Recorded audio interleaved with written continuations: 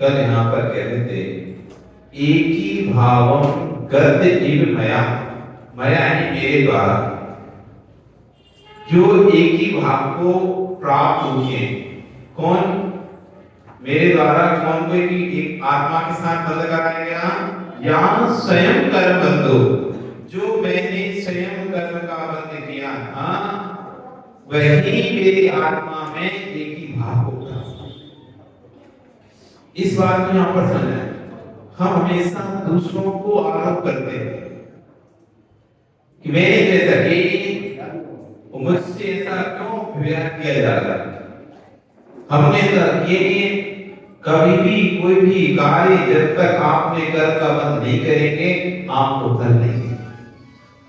जो भी साधना आपके आ रही है, जो भी साधना कर्म होते आ रहा है, सुख का होते आ रहा है, दुख का होते आ रहा है, या स्वयं कर रहे हैं, वो सब आपने ही किया है। ना कोई भगवान कर्म का बंध कराता, ना भगवान कर्म को छुड़ाता। ना भगवान कर्म का बंध कराता, ना भगवान कर्म को छुड़ाता। वो तो नींद रागी है, राग से रहित है। उसे किसी के ना तो अच्छे का विकल्प होता है, किसी के बुरे का विकल्प होता है। वो तो अपनी आत्मा में लीन है। कोई यमराज ऊपर नहीं बैठा जो आपके कर्मों का लेखा जोखा कर रहा हो। कोई व्यक्ति ऊपर नहीं बैठा जो कर्मों का लेखा जोखा कर रहा हो कि किसको स्वर्ग भेजना है, किसको नरक भेजना है, किसको अमीर बनाना है, किसको गरीब बनाना है। यहाँ स्वयं कर बंधो, आपका ही स्वयं का कर्म आपको गरीब बनाता है, आपको अमीर बनाता है, आपको सुखी बनाता है, आपको दुखी बनाता है। इसलिए दूसरों को दोष देने वाला कि इसके कारण से हमारा काम बिगड़ा, इसने हमारा हित किया। सीता को किसने जंगल भेजा? तुम कहो कि राम ने सीता को वनवास दिया। 14 वर्ष का वनवास राम काट कर आए, रावण का वध हुआ, उसके बाद अयोध्या में प्रवेश हुए, और जब सीता गर्भवती थी तो सीता को जंगल में छोड़ा दिया। वो समय देखो, सीता अपने महल में विश्राम कर रही है। उसे सपना आता है कि मुझे तीर्थ क्षेत्रों की वंदना करनी चाहिए।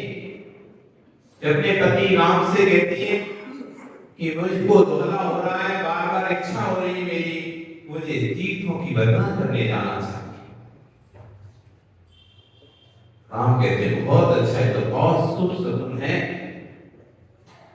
बहुत शुभ शगुन है। पर साथ में एक और स्वप्न आया। कौन सा? मैं काली साड़ी पहने असुर बात कर रहे। पहला स्वप्न तो अच्छा था, ये दूसरा स्वप्न ठीक नहीं।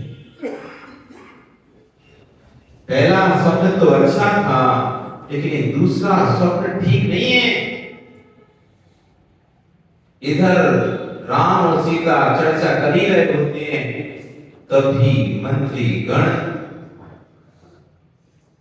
राजा के पास आ जाते हैं, सिर लटकाए खड़े हुए हैं। राजा की तरफ देखता है, राम क्या बात है, आप लोग ऐसे क्यों उदास थे? बहुत आवश्यक कार्य आ चुका है स्वामी, आपको मंत्रा घर में चलना पड़ेगा, राजसभा में चलना पड़ेगा। इधर सीता की दाहिनी आंख बढ़ती, क्या शुभ होने वाला है आज, क्या शुभ होने वाला है? इधर राम सोचते इतना अति आवश्यक कौन सा कार्य आ गया, तो तुम लोगों में अति आवश्यकता में आना पड़ा। बहुत आवश्यक कार्य है, आप चलिए। राजसभा में राम पहुंचते हैं, सिंहासन बैठते हैं, देखते हैं कि नगर के प्रमुख प्रमुख व्यक्ति खड़े हुए, हाथ जोड़े, सिर झुकाए हुए। राम पूछते क्या हुआ, तुम लोग ऐसे क्यों खड़े हो, जैसे कोई मर गया हो? सबको सांस सूख गया क्या? बोलो क्या बात है? लेकिन कोई भी कुछ नहीं बोला, सब शांति से खड़े हुए। कोई भी नहीं बोलना चाहेगा। तब मंत्री बोला, स्वामी इनको अभय दान दो तब ये, आप क्रोधित नहीं होना, रुष्ट नहीं होना, क्योंकि ये जो बात कहने जा रहे हैं वो बात कहने की हिम्मत है नहीं किसी में। लेकिन आप रुष्ट ना हो, क्षमा दान दें, अभय दान दें, तो बोलने की कुछ हिम्मत कर सके। ठीक है, दिया वैदान, बोलो क्या बात है।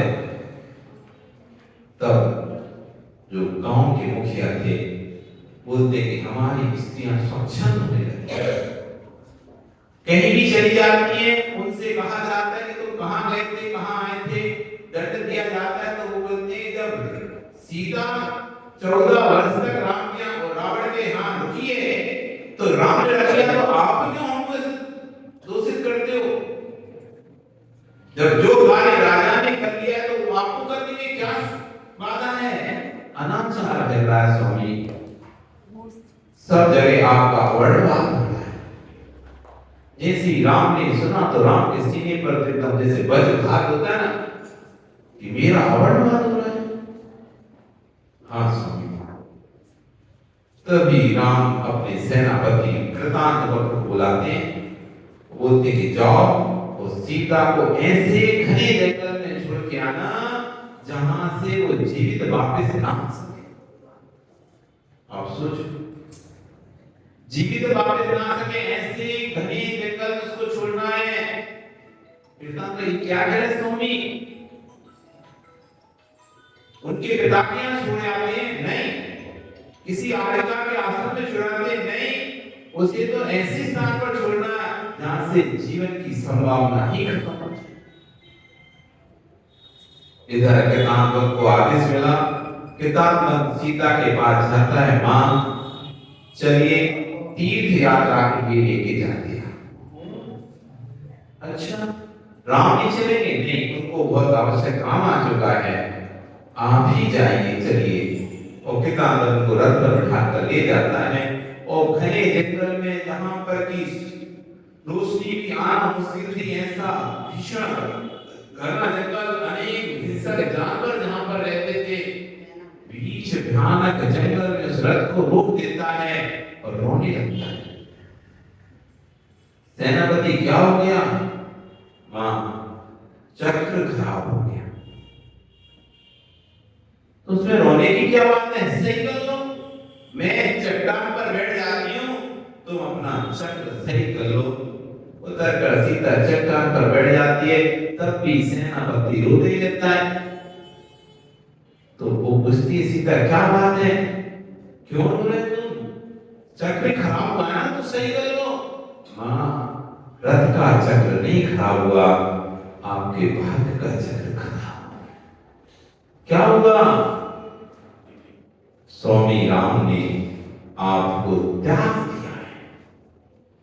जैसे सुना कि स्वामी राम ने आपको त्याग दिया है, सीता वही मूर्छित होकर गिर जाती है। कृतांत वह अनेक उपचार के द्वारा उसे सचेत करता है। जब वो सचेत होती, क्या कह रहे हो? स्वामी ने मुझे क्यों त्याग दिया? मैंने तो कोई भी अपराध नहीं किया था। क्या अपराध किया था सीता? कोई अपराध किया था? मैंने तो स्वप्न में भी किसी पर पुरुष को अपने हृदय में धारण नहीं किया है, फिर स्वामी ने मुझे क्यों त्याग दिया? मां, नगर में आपका अपवाद हो रहा है और स्वामी ने उसी अपवाद के डर से हमको त्याग। राम को तो पता है मैं निर्दोष हूं, फिर भी मुझे तो एक मौका देना चाहिए था बोलने का, लेकिन मुझे मौका ही नहीं दिया। कृतांत कहता है, कुकर से किंकर भला, किंकर से कुकर भला। नौकर से कुत्ता अच्छा है, दो रोटी खाता है, कुछ ला के जहां पड़ती वहां बैठ जाता है, लेकिन जो नौकर होता है उसे तो स्वामी की सुनना ही पड़ता है, चाहे गलत करना हो चाहे सही करना। तब सीता कहती है, या स्वयं कर बंधु। कृतांत, तुम रो मत और शीघ्र इस जंगल से जल्दी निकल जाओ, क्योंकि रात होने वाली है इस भयानक जंगल में तुम रात्रि में फंस जाओगे, तुम निकल जाओ, मां मैं आपको कैसे छोड़ के जाऊं? यहाँ स्वयं कर बंद हो, तुम मुझे छोड़ जाओ, जो मैंने कर्म का बंद किया था उसका फल तो मुझे भोगना। कभी आप अंदर ऐसा आता है जब घर में कुछ हो जाए, लड़ाई झगड़ा हो जाए, तो फिर आप क्या बोलते हो? अभी जाते हैं अदालत, अभी केस करते हैं, सब पता चल जाए। कभी आता कि यहाँ स्वयं कर बंदो, मैंने ही कर्म का बंद किया है। घर में आप कितना भी काम करो, कितना भी काम करो, तब भी इज्जत नहीं मिल रहा आपको। कितनी भी सबकी सेवा करो, तब भी इज्जत नहीं मिल रहा आपको, उल्टा सुनने मिल रहा है। कितना भी आप कमा कर ला ला के देते जाओ, तब भी कोई आपका नाम नहीं ले रहा है। घर में आप सबसे ज्यादा काम करते, तब भी कमी दिखती है। आपका मन खराब हो जाता है कि मेरे तो कोई गलती नहीं होती, तब भी मुझे ही दोषी ठहराया जाता है। आप चार बार नहीं हो, आप जैन हो जैन। सिर्फ हम वर्तमान को नहीं मानते, हम भूत को भी स्वीकार करते हैं।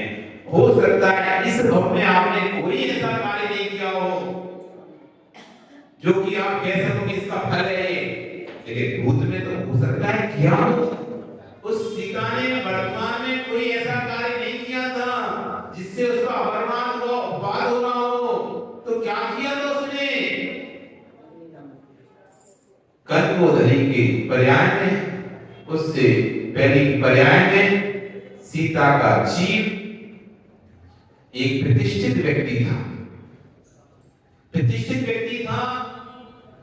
एक जंगल से निकल रहा था, वहां पर एक महिलाज चर्चा कर रहे थे।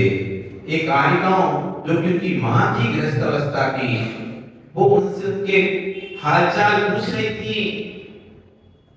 तभी तुमने उसको देखकर पूरे नगर में हल्ला कर दिया। अरे महाराज जी बैठे थे, पता नहीं क्या बात कर रहे थे, तो ऐसे करके तुमने और बात कर दिया जैसे कि आप करते हो। भूलो नहीं, एक छोटे जड़वास से उसको सीता जैसे जीव को जंगल में राम द्वारा छोड़ा गया। हम भी बातों में क्या कर रहे थे? तुम बैठे बैठे क्या बात कर रही थी? क्यों बैठे थे? किसकी बैठे थे? ऐसी चर्चा फैलाती थी। कोई 2 मिनट बैठ के बात कर ले, खुसर चालू हो जाती है वहां। ये पता नहीं चलता कि तुम खुसर कर रहे हैं ना एक दूसरे कान में, ये तो तीर पाप का बंद कर रहे हैं। वो बैठी रहती, कोई बैठी रहती, ऐसा करती, क्या बात है, क्या बात? ये तुमने जो खुसर करी ना एक ही कान में दूसरे कान में, ये तुमने तीर पाप का बंद कर। उस समय समझ नहीं आया, उस पर्याय में समझ नहीं आया। कल की पर्याय में गर्भ अवस्था में जहां की सबसे ज्यादा जरूरत होती है सेवा की, ऐसी अवस्था में जंगल में चट्टान पर जिस सीता ने कभी नंगे पैर ना चली हो, पत्थर कंकड़ में ना चली हो, वो चट्टान पर गर्भ अवस्था में बैठी हुई है। ऐसे भयानक आपसे कहा जाए कि पूरा रास्ते में अंधेरा हो, यहां से घर तक चले जाओ, डर जाओ, नहीं निकलोगे घर तक। ऐसे भयानक जंगल में से छोड़ दिया गया। कर्म करते समय हमें बोध नहीं रहता, जब कर्म का उदय आता है ना, तब समझ में आता है कि कर्म किया था। घोरम दुखम, जब वो कर्म का उदय आता है तो घोरम दुखम, घोर दुखों को देखा जाता है, घोर दुखों को देखा जाता है। बैंक से ऋण लेना तो आसान है, पता नहीं, पर बैंक से लोन लेते ना, बैंक तो अच्छा लगता है, सब पैसा आ गया घर में, लोन मिल गया 50 लाख का लोन ले लिया, गाड़ी ले ली, लोन ले लिया, मकान बना लिया लोन लेके। लेकिन जो किस्तें आती हैं उनकी, तब समझ में आता है वो फालतू में लोन ले जाए तो लिया, ये कितना ले रहे हैं, तब भी खरीद नहीं समझ में आता फिर?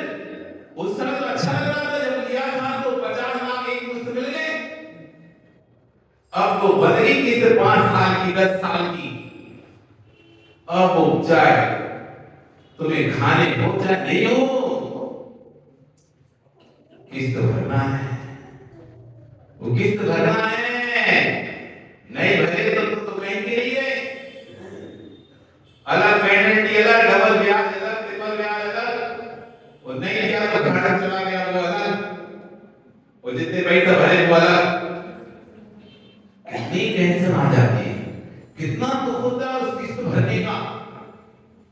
मिलते समय तो दुख नहीं हुआ था, मिलते समय तो खुशी हो रही थी, चलो पैसा आ गया, लेकिन वो पैसा हमने उपयोग तो कर लिया, लेकिन वो ऐसा लेकर उपयोग किया गया, इन्वेस्टमेंट रिटर्न कुछ मिल नहीं रहा, अब फंस गए।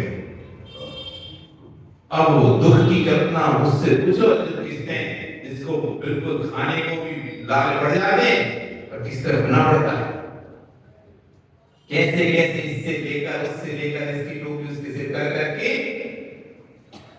इस तरह बनते हैं। अब वो दुख उस समय तो पता नहीं था कि लोन का दुख क्या होता है, तब तो भावुकता में आके ले लिया, सब ले रहे तो ले लिया, लेकिन अब जब किस तरह का है तब समझ आया उसकी समस्या क्या होती, फिर तुमको भी लोन पे ही देना कर से कर्जा तो लेने नहीं, बड़ा हेडेक है, ना सो पाता ना जग पाता, ना खा पाता ना चैन से जी पाता।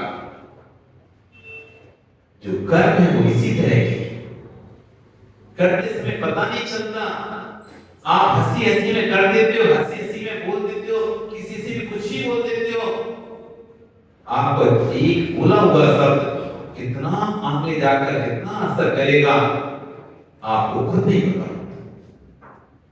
आपका थोड़ी सी गुसर गुसर, आपकी थोड़ी सी काना खुशी बड़े बड़े झगड़े करा देती है, बड़े बड़े द्वंद्व करा देती है, बड़ी बड़ी समस्याएं पैदा कर देती है। आप उनका जितना बोला था, बोला सुना था, जब कोई बात आके क्या बोला, कैसे तो बोला इतनी सी का कितना, द्रौपदी ने क्या बोला था, महाभारत खड़ी हो गई, अंधे के अंधे ही होते हैं, एक शब्द बोला था उसने, बस द्रौपदी का जीर्ण हुआ था। युधिष्ठिर जब द्रौपदी के महल में गया था तो विस्फोटक का महल था उनका, तो समझ नहीं आता था कहां पानी है कहां जमीन है, क्या धरती सब ऐसा दिखता था, तो पानी में वो जमीन समझ कर चला तो गिर गया,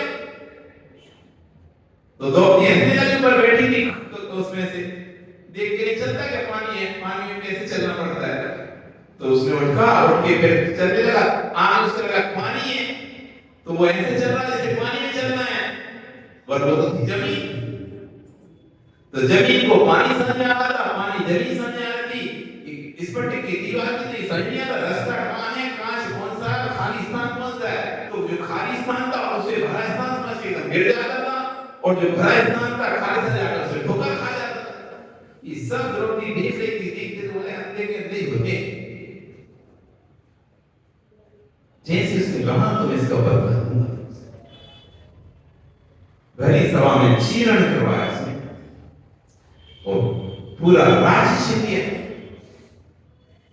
एक छोटी सी बात ना जाने क्या कर जाए, फिर घोर दुखम, घोर दुखों देती, कब तक देती है, भाव भव तो एक भव में नहीं देती है, मैं समझना गिर पड़ जाएगा,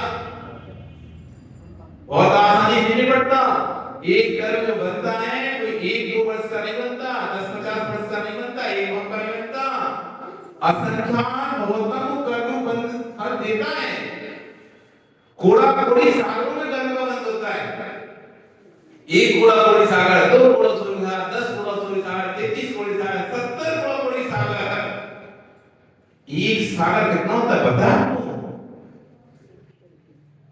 उसकी कोई संख्या नहीं बता सकते, हम कहें कि विश्व में जितना भी पानी है, विश्व में जितना भी प्राणी है, वो जितना भी पानी है, उसको तुमको बूंद बनानी है, एक एक बूंद, ये वो आती थी ना बूंद स्याही वाली, वो ड्रॉप ले लेना और उसको भरना, एक बूंद फिर निकालते जाना, और जब तक खाली ना होता जाए तब तक उसको निकालते रहो। कब तक खाली हो जाएगा वो पानी?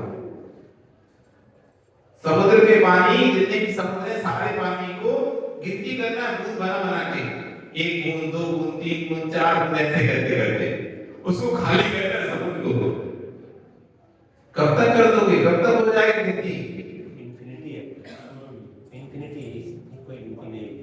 वो तो फिर भी कम है, उसकी तो गिनती भी हो जाए, लेकिन सागर की संख्या उससे भी ज्यादा है। एक सागर मतलब अनंत अनंत वर्ष, एक सागर मतलब अनंत वर्ष, असंख्यात भी नहीं। संख्यात तो जहां पर संख्याएं, जहां तक संख्याएं चलती है उसे कहते हैं संख्या। जहां तक आप अंकों को गिन सकते हैं उसे कहते हैं संख्या। जहां पर अंकों की गिनती खत्म हो जाए उसे कहते हैं असंख्या। लेकिन जहां पर ना अंक चले, ना उपमाएं चले, जहां पर कुछ ही ना बचे और जहां पर कोई अंत ही ना हो, वो कहलाता है अनंत। अनंत होता है, एक सागर में अनंत वर्ष की आयु होती है। कितने वर्ष की? अनंत वर्ष की। एक कर्म हमने किया तो एक सागर का बना तो अनंत वर्ष तक चले। अनंत वर्ष तक तुम्हारी आयु कितनी? 100 वर्ष, 50 वर्ष, 80 वर्ष, 200 वर्ष, कितने साल तक चलेगा? कितने भवों तक चलेगा? भवों तक जाएगा।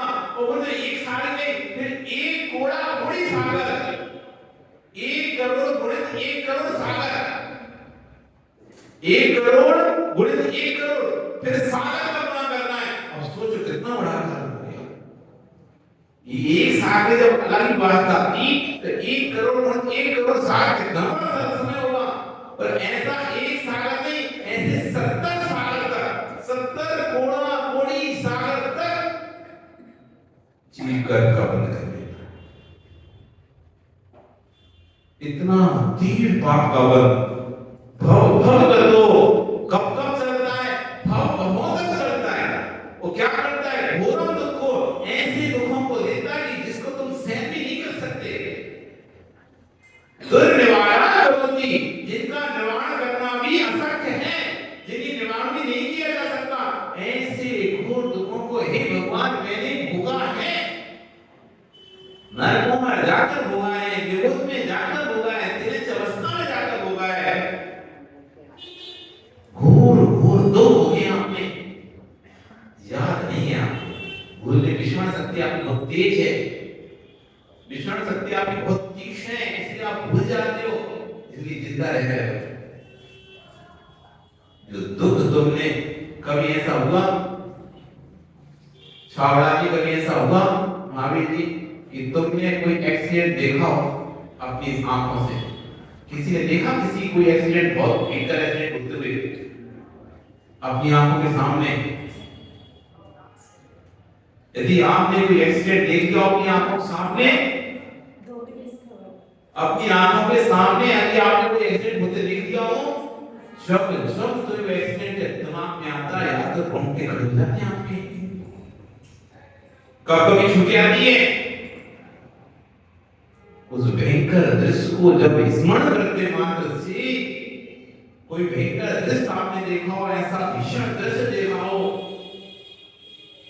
रोंगटे खड़े हो जाते हैं आपके। शरीर में कब कभी छूटने लगती है आपकी। यदि पूर्व भव के दुख यदि आपको रहे तो कब कभी छूटे आपको कि कैसे कैसे दुख हो क्या रहा, याद नहीं है, इसी मस्ती में पाप कर रहे हो। याद नहीं है कुछ भी, इसी मस्ती में पाप कर रहे हो। पता नहीं कि मैंने उस पाप का क्या फल भोग के आया हूं। जिसे पता रहता है कि अरे तो दोबारा से पाप नहीं करता। अपराधी को जब अच्छी कड़ी सजा मिलती है किसी जुर्म की, दूसरी बार जुर्म करने से पहले सोचता है मैं सजा भोग के आया हूं ये वाली, ऐसी तेरी सजा मुझे दोबारा नहीं होगी, मैं नहीं करूंगा ये काम। हाथ जोड़ लेता हूं कि मुझे पुनः ये कार्य नहीं करना, इसकी सजा मुझे पता है कैसे मिली है। नहीं करता बुरा काम, क्यों उसे याद है, पर आपको याद नहीं है आप पूर्व भाव में कैसे कैसे क्योंकि जरूर तुम ना आप उस प्रयास से आए हो, नरक प्रयास से भी आ सकते हो, तेज प्रयास से भी आ सकते हो, देव प्रयास से भी आए हो, मनुष्य प्रयास, कौन सी प्रयास से आपको पता नहीं है। जिस प्रयास में आप दुख भोगते थे ना तो कभी एक बोलते थे नरक प्रयास में बस एक बार भगवान मुझे यहाँ से निकाल ले, मैं फिर कभी ऐसे काम नहीं करूंगा।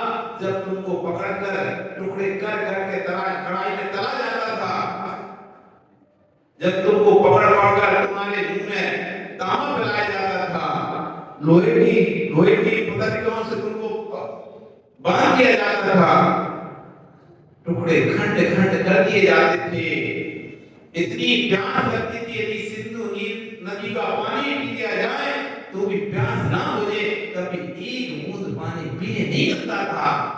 इतनी भूख लगती थी कि 3 लोग का नाच भी तुम्हें खाने लग दिया जाए तो भी नाच कम पड़ जाए, तभी एक कण खाने को नहीं लगता था।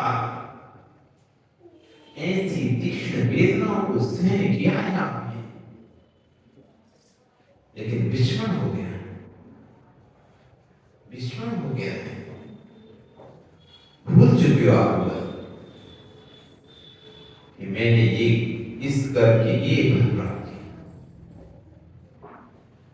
दुर्व्यवहार करोति, ऐसे दुर्व्यवहार कर्मों को आपने किया है, प्राप्त किया है, जिनका निवारण करना भी सख्त नहीं था, क्योंकि मैंने स्वयं किया था, किसी ने मुझसे कराया नहीं था, किसी ने कराया नहीं था तुमसे। क्यों उठ बोलिया, क्या नाम तुम्हारा? मनोज, मनोज नाम तुम्हारा? सुरेश हो गया। सुरेश, सुरेश शादी हो गई? 3 साल खत्म हो गया, हमारे से 1 साल बचे हैं। शादी हो गई, हम तो जितना बुजुर्ग था शादी हो गई, हो गई, तो तुमने शादी की के पिता ने करवाया? शादी तो पिता ने करवाई की, मैंने शादी पिता ने करवाई कि तुमने की? शादी मैंने की। तो पिता की इच्छा थी कि तुम्हारी इच्छा थी? वह इच्छा थी, पिता की भी इच्छा थी, मेरी भी इच्छा थी, वह इच्छा थी। तो तुमने पिता की इच्छा से की कि अपनी इच्छा से की? दोनों की इच्छा सम्मिलित है इसमें। दोनों की इच्छा थी कि तुम्हारी इच्छा थी, लड्डू तुम्हारे मन में फूट रहे थे कि नहीं फूट रहे थे? शादी में तो स्वाभाविक लड्डू मेरे मन में फूट रहे थे, पर वो नहीं सकते थे, तो तुमने पिता के ऊपर डाल दिया, पिताजी जैसी आपको वैसी कर दी, पिताजी जैसी आप हो सो ठीक है, जहां कहो पर करना तो हमें शादी है, करना तो हमें है, लेकिन दाद तुमने पिताजी की पढ़ दिया था, बुद्धि पूरा घोड़ी तुम चढ़ते नहीं चढ़े थे? घोड़ी तो मैं ही चढ़ा, घोड़ी गए नहीं गए हो, यदि तुम्हारी खुद के अंदर इच्छा नहीं होती, पिता कुछ भी कहना तुम कर लेते क्या? पिताजी की आज्ञा को मानना है ना, मेरी तो इच्छा थी पर अच्छा, आज्ञा को संदीप नाम है ना? सुरेश, सुरेश तुमने पिता की बात मानी? पिताजी की बात मानी। पक्का? पक्का। सोच के बोलो। मानी। मानी? कब कब मानी?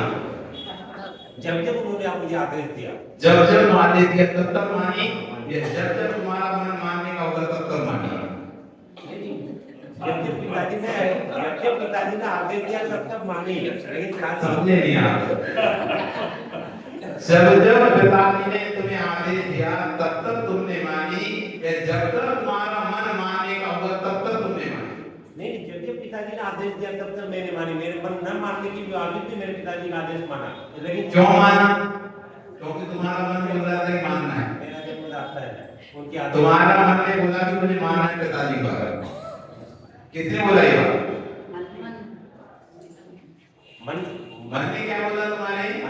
आदेश का पालन करना, आदेश का पालन करना। तो तुमने पिताजी की बात मानी कि मन की बात मानी?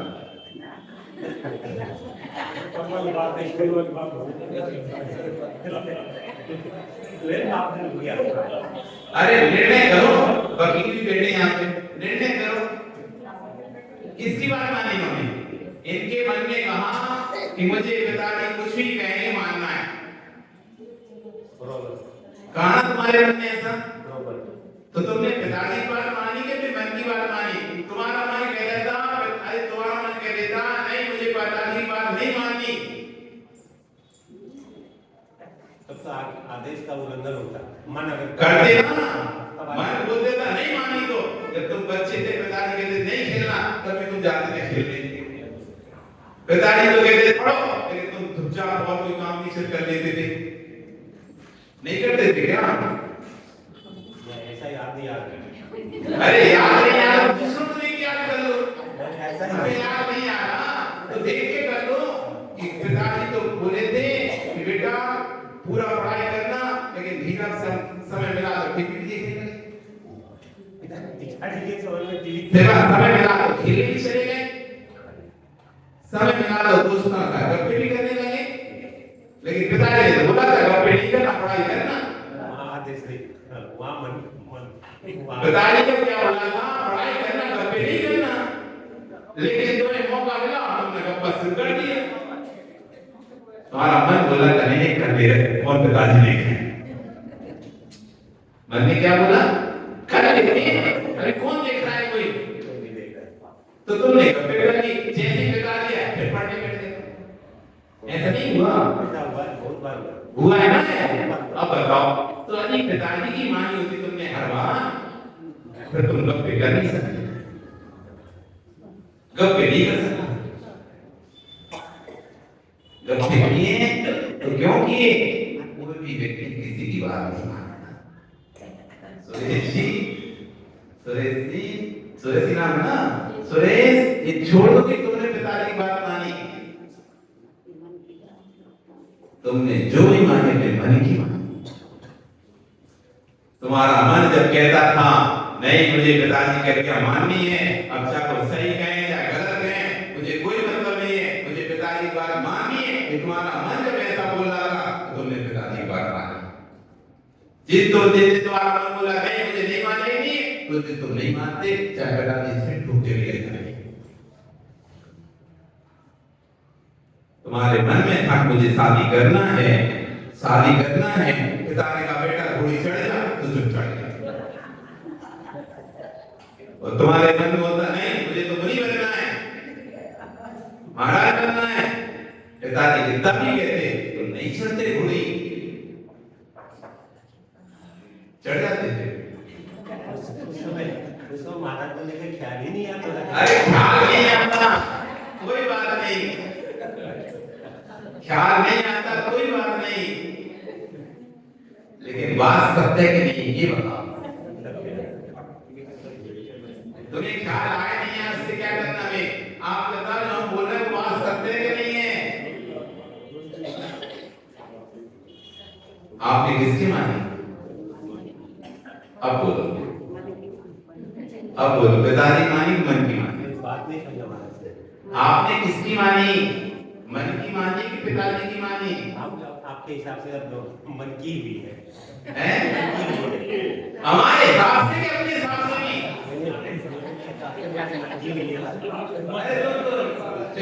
हमारे पर ठोकती है। अरे हम तो तुम्हारे सामने फैक्ट रख रहे हैं। अब जज साहब के सामने जब वकील अपने सामने फैक्ट रख जज साहब बोले हम तो तुम्हारे साथ, अरे तुम्हारे साथ से क्यों कर रहे हैं? जो दर्द है उनको सामने लेकर तो निर्णय करो ना, हमारे साथ से क्यों निर्णय करना है? आपके प्रोविजन के हिसाब से हमारे निर्णय हमारे हिसाब से नहीं करो, हम तो सामने तुम्हारे सबूत रख रहे हैं ना, तथ्य रख रहे हैं, आप तो उसको देख कर निर्णय करो।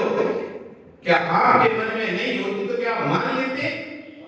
नहीं आप भी तो और भी तो बहुत सारे आप अपने पति की बात मानते हो, क्या सभी बात मानते हो अपनी पत्नी की?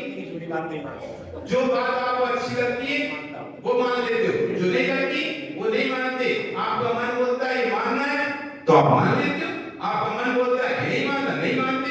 आप अपने दोस्तों की पूरी बात नहीं मानते, आपके दोस्त जो कहते हैं आपको लगता है ठीक है तो आप मान लेते हो, आपको लगता है ठीक नहीं है तो नहीं मानते।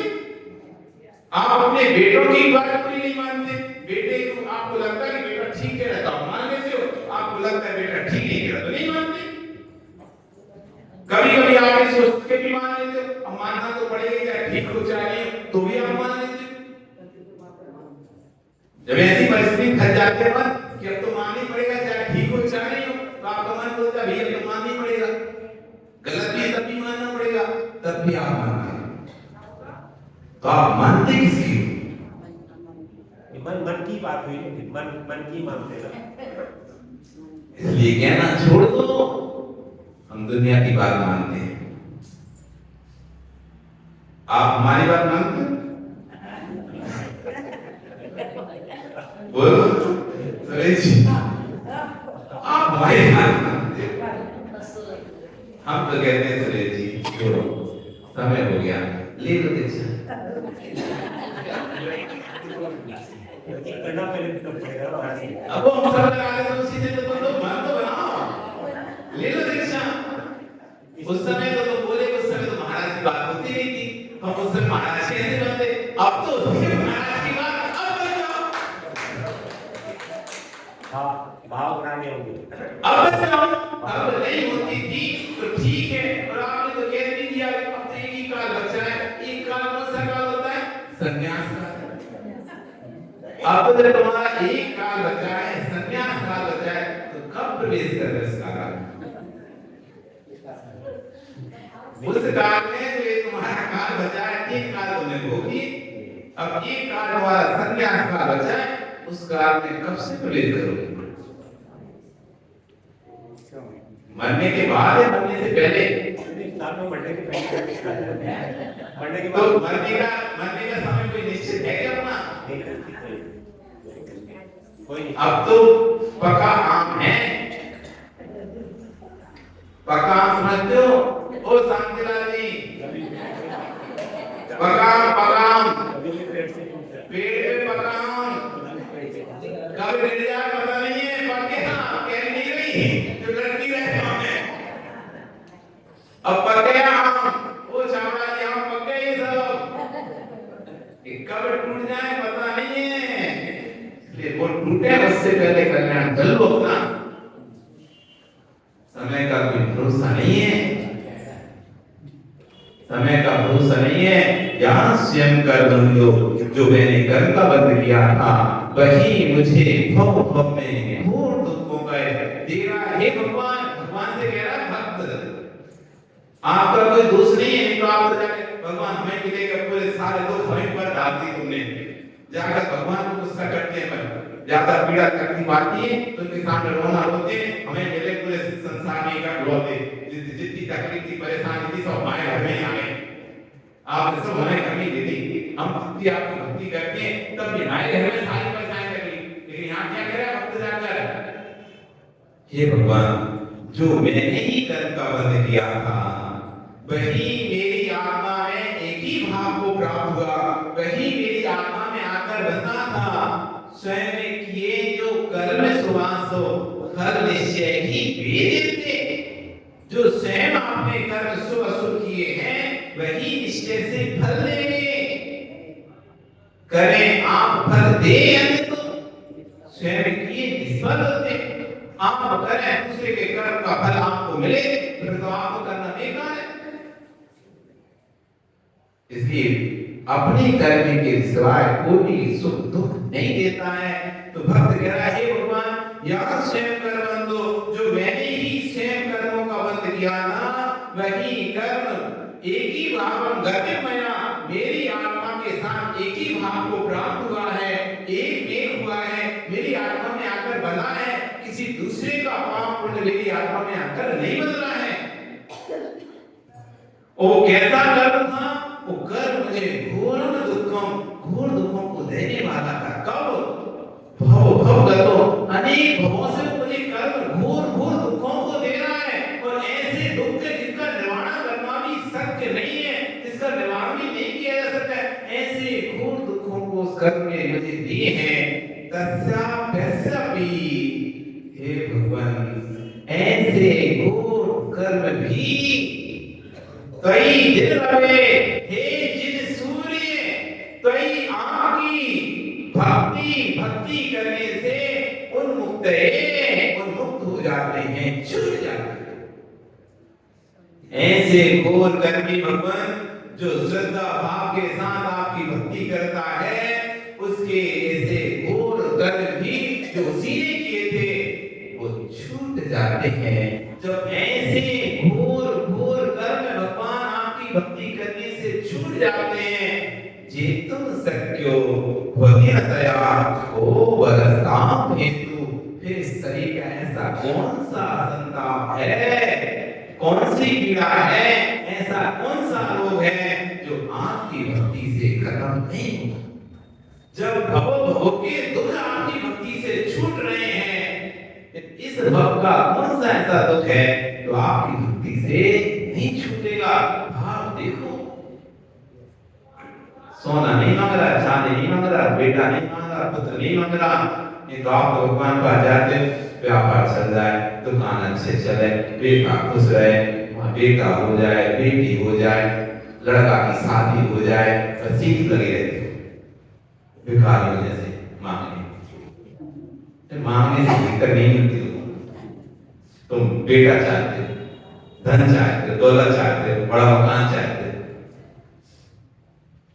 भिखारी बनकर जाते। अरे भिखारी बनकर मत जाओ, भगवान के द्वारे पर भक्त बनकर। तीन प्रकार के लोग हैं, एक भक्त, एक भिखारी और एक व्यापारी। एक भक्त, एक भिखारी और एक व्यापारी। भगवान मेरा काम हो जाएगा, सोने का छत्र चढ़ाऊंगा तुम्हें। व्यापार करना मजा आएगा भगवान के सामने। 5 करोड़ का काम करवा के 5 लाख का 50,000 का सामान चढ़ा। कितने का करोड़ काम है? करोड़ों की फैक्ट्री वो चढ़ जाए, हम सोने का छत्र चढ़ा रहे छोटा तो छत्र चढ़ाए तो काम हो गया। तो छत्र चढ़ाने की बारी आई ना, तब बनिए बुद्धि लगा कितना बड़ा छान, छोटे से काम हो जाएगा। इतने चढ़ाते 10 ग्राम का चढ़ा दे, 25 ग्राम का चढ़ा दे, ज्यादा नहीं चढ़ाते। छतरी की तो बात करेगी, कितनी बड़ी कितनी झूठी बात होती थी। छतरी की बोली थी छत चढ़ाएंगे, काम हो जाएगा तो क्या करेंगे? छत चढ़ाएंगे। अब ये छोटा बात है, तवा चढ़ाएंगे, तवा चढ़ाएंगे, ता चढ़ाएंगे। छत तो छत होता है, इतना सा चढ़ा वो भी छत नहीं है। लटक रहे अलग अलग छोटे छोटे से, ये सभी व्यापारी छत है जो बोल के कहते हैं ना भगवान के ऐसा काम हो जाए, हम तुम्हारे छत लगाएंगे। ये व्यापारी छत लटके छोटे छोटे बेदी कहते हैं। हाँ काम हो गया तो उन्होंने छत लटका, काम नहीं होता तो क्यों? अरे काम नहीं होता तो क्या देंगे ना, लटका दे। व्यापार चले नहीं, हमने तो भगवान से बोला था चलेगा तो लगाएंगे, अब तो चलाएंगे, हम काम लगाए छत मेरा तो नहीं लगाए। अच्छा बड़ा मंदिर बनाएंगे, अच्छी बेटी बनाएंगे, सोने का काम कराएंगे, ये करा देंगे, वो करा देंगे, हमारा ऐसा काम हो जाएगा। ये व्यापारी लोग हैं जो व्यापार करने आए। हम ये देख रहे हैं जितना काम जितने का उससे कम ही दे रहे हैं, ज्यादा नहीं दे रहे। 5 करोड़ का काम हुआ तो 10 करोड़ दान कर दे, 5 करोड़ का काम हुआ तो 5 लाख कर दे, कोई बहुत है। बढ़िया बुद्धि लगाएंगे, उसमें व्यापार करेंगे, इतने का काम हुआ तो इतना काम करेंगे, नहीं हुआ तो नहीं करेंगे। ये व्यापारी लोग आए। एक भिखारी बद्धी लोग करना सही है, दे दो भगवान बोल दो, बेटा दे दो, धन दौलत दे दो, मकान दे दो, सब दे दो, हमें दान खर्च नहीं करेंगे। दान के नाम पर रहेंगे हमारे पास, जब भी देने की बारी आएगी तो रहेंगे हमारे पास। कहां से दें? ये तो कुछ सकते नहीं है। हाँ भगवान को दे तो छोड़ेगी कुछ नहीं। भिखारी लोग, इनको पता नहीं है, इनको पता नहीं है कि पानी डालोगे तो पानी निकलेगा, पानी डालोगे तो पानी निकलेगा, पानी नहीं डालोगे तो पानी नहीं निकलेगा। घर में बोर करवाए, ट्यूबवेल करवाए कि नहीं? बोर करवाएगा कि नहीं? किसी ने कराए ना, तो पहले पानी डालना पड़ता है, उसमें भी पहले निकलने लगता है। तुम लोगे हाथ में नहीं पानी नहीं, तो मैं सुबह पानी करवा देता हमसे। अरे पानी होता तो ट्यूबवेल क्या करवाते? अब पानी पानी डालो। अरे बाबू पानी नहीं डालोगे तो पानी निकाल नहीं पाओगे। पहले पानी डालो फिर भर भर निकालो। पहले दान दो फिर घर में संपत्ति प्राप्त करो। दान देने के नाम पे तो पीछे हो जाते हैं। भगवान मिल जाए, भगवान मिल जाए, उसके पास इतना हो गया, भगवान उसके पास इतना हो गया, तुम्हारे पास तो कुछ नहीं। तुम देते कितना हो तो तुम्हारे पास होगा। तुम एक देते 1 रुपए का सांस मिलता है, वो 10 देता है 10 के सांस मिले। तुम तो लग गए अब बोले हम तो गुप्त दान करेंगे, तुम बोले तो गुप्त दान करेंगे। काय पता है इसमें कितना आ रहा है। बोलिए पता चला गया 10 रुपए एक बोली। अरे 10 का 100 रुपए 100 रुपए एक बोली। कोई बोली होती है क्या? बोली नहीं देते थोड़ा सा तो ठीक है। भुगतान में 100 आ रहा है, अभी 100 नहीं मिलेगा ना। 1 लाख का तो भर के ले जाएगा। अब डालोगे 100 तो भर के 100 का ही तैयार आपको मिलेगा। 2 के लाख तो भर भी लाख का ही मिलेगा। जितना डालोगे उतना मिलेगा। थोड़ा डालोगे थोड़ा मिलेगा, ज्यादा डालोगे ज्यादा मिलेगा। इसलिए कभी भी अपने हाथ को तंग नहीं करना चाहिए दान के समय। दान तो वो है कि जितना दो उतना बढ़े, जितना दो उतना बढ़े घर में। लेकिन आप तंगी कर थोड़ा सा दे, थोड़ा टमाटर ला के देते जैसे घी दे रहे हो। खुले हाथों से दो। तुम खुले हाथों से दोगे तो झपड़ फाड़ जाएगा, क्योंकि तुमको तुम्हारे देने के 2 ही हाथ हैं। तुम्हारे देने के तो 2 ही हाथ हैं, लेकिन आने वाले ना जाने कितने हाथों से आ सकते हैं। तुम तो सिर्फ 2 हाथों से दे पाओगे, लेकिन जो पुण्य का बंध करोगे अनेक हाथों से तुम्हारे पास में आए, अनेक जगहों से तुम्हारे पास में आए, अनेक स्रोत होंगे। जैसे कोई अनेक झलक दिया थी ना, ऐसे अनेक जगह से स्रोत आपके पास आ जाएंगे। आपने भले 2 हाथों से दिया था, 1000 हाथों से आपके पास रिटर्न आएगा। इसलिए देने में कंजूसी नहीं। पूजन भी करती है ना, जैसे चढ़ाते देते चावल चार एक कटोरी में एक बिरया में पूरी 4 पूजन हो जाए। हम तो देखते हैं सामने द्रव्य रखा होता है, तब भी आदमी क्या आदत 60 साल उठाए और चढ़ाए। उतनी गिनती की जितनी गिनती चढ़ा है उतनी गिनती का फिर पुण्य आता है। भर भर के चढ़ाओगे भर भर के लबालब पुण्य आएगा। जैसा पाइप होगा वैसा पानी आता है। छोटा पाइप लगाओगे तो कैसा कैसा पानी निकलेगा? थोड़ा थोड़ा थोड़ा थोड़ा। बड़ा पाइप लगा लो, बड़ा प्रेशर से पानी आ रहा है आपके घर में। जैसा पाइप है, जैसी लाइन है, वैसे ही पानी आएगा। तुम सोचो दूध का इतना बड़ा पानी, इतना ज्यादा हमारे घर में है तो पाइप ज्यादा लगाओ मोटा तो ज्यादा पानी आएगा। अब बस कर फिर पर्याय है तो बना